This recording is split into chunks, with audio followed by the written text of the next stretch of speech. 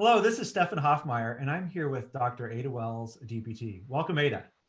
Hi, thanks for talking to me, Mr. Hoffmeyer.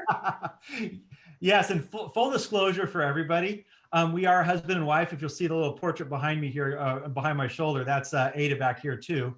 And it's actually quite interesting while we're here today. I'm a business consultant. And what's interesting is Ada has developed and is founder of BeWellStayWell.net. And she is a expert in wellness. And me being a business consultant in wellness, I never thought we would get together like we did this year before the pandemic happened. Yeah, it's been an interesting ride. So Ada, I know that your business is primarily business to consumer with online wellness, with Q&A sessions as well as live classes. I know you've been talking to a number of business owners, and they're concerned about how their employees are doing in a remote work environment. Can you tell us a little bit about what you've seen related to that situation? That feeling of, when you're at home, it's so easy to feel isolated, to feel forgotten, to feel lonely, and to feel like you're the only one. So it's just bringing people together, having them have a common experience, giving them the forum to share, and just know that they're doing something that says, "Hey, we see you, we know you're here." When you have people that are happy, that are feeling good about themselves and about their health, they're more productive. What do you think is the largest challenge that a company faces in a remote working environment when the employees are working from home day in and day out now for many months, over a year in some cases? It looks like it's going to be. So what are the challenges that you foresee, and what have you seen in your practice? Well, one challenge is simply that you're pinned down to a desk looking at a screen all day. And it's kind of funny because I'm asking you to come back to a screen to exercise, but it's different, right? There's a difference. And I think the challenge is when people, before in a work environment, people, had the opportunity, they do their work, then they can get up to walk around, have a little opportunity to get their mind off of things, talk to a coworker, talk about something else that's going on, and then come back to what they're doing. At home, sometimes like I said, you might be isolated. This kind of depends on the situation. A huge challenge working from home is, and this is simple, it's an ergonomic setup.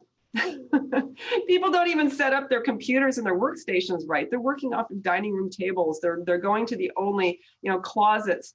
And in doing that is, it's not great for the body. There's an entire industry of physical therapists who work, with ergonomics. And so there's so many things sometimes working against you when you're at home. It's like, what are you doing to undo these things? What are you doing to bring awareness to them? And that's part of what we do. I mean, we've got a series called Reverse the Office Pod. Even though you're not working from your work office, you're working at your home office. And it's actually stuff you can do sitting in a chair. The cool thing, at least at home, is you can get down on your own floor and not feel too weird about it. But which that's a benefit, that's a pro, something you can't do elsewhere. What do you see in the future? The way I see as a business consultant, companies are seeing that they can have a lot of savings in having less commercial property. People are starting to feel like, hey, I don't want to commute as much anymore. And folks are getting used to, whether they like it or not, they're getting used to video conferencing and working from home. Coming out of this, obviously there'll be more people back on premise. But how do you foresee health and wellness going after COVID-19? I do think that there's certainly the genie's out of the bottle. Can't stuff them back in, or the toothpaste is out of the tube, right? There's a change. There's a fundamental shift. People have the number one objection, as I've been over the years working on creating online programs, was, that's nice, that's great, but I'd rather go to my own gym or studio to be in person with them. Once again, it's back to the connection. It's back to having a shared experience and having the accountability, which you don't necessarily do when you're just watching a pre-recorded video. And so because of that, I do think that even how people have created their online programs, and online fitness has changed somewhat. And I think they're discovering that. We certainly have seen it. And I do believe that people will come back. You know, there's, you know, I mean, I've got a bunch of crazy stuff behind me. People miss that stuff, but there are people that are now buying this stuff for home. Okay. They're buying their own reformers, they're buying their own machines. We see Pelotons. I also see a lot of people that have injuries because they've overdone something. Peloton injuries, believe me, it's actually a thing. Because they've overdone things. They haven't had the same guidance. So you're not gonna get rid of the ability to, I don't want to say get rid of, but you can't lose the human contact. So tell me a little bit about how Be Well, Stay Well.net works currently and where you see that going in the future. So the way Be Well, Stay Well works is that we have a variety of classes that are movement-based, but that being said, when I say movement, Pilates, yoga, Tai Chi, that sort of thing. But we also adapt our classes to what people want. And we include Q&A sessions that are on a variety of topics that are interactive, and we encourage them to be interactive with various experts in the field, whether it's stress management, it's acupuncture, it's, you know, physical therapists that are talking about back pain or knee pain.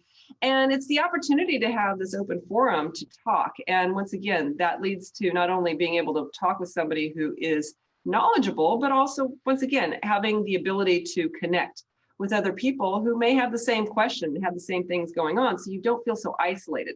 Now, we do this currently utilizing the Zoom platform, so there are elements that people are sometimes you know, wondering like, hey, do I want people seeing where I'm working out in my home?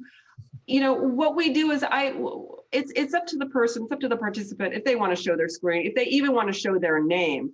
But what we do try to encourage is at the end, come and talk. Even if you want to show your screen or you don't want to show your screen. We have some people that come in and log in with a period and a black screen, but they're sitting there actively talking at the end. So it's okay. You can come with no makeup and you know, and your, you know, and your sloppy back, you know, your sloppy house. Not that I'm implying that you have that, but we're okay with it. Another question, tell me a little bit about the practitioners that you have at Be Well, Stay Well. So we utilize practitioners not only from my own practice and my own studio, and I own a physical therapy studio here in the San Francisco Bay Area, but we also have practitioners from all over the world. I am a Pilates educator, so I'm very networked in the Pilates world.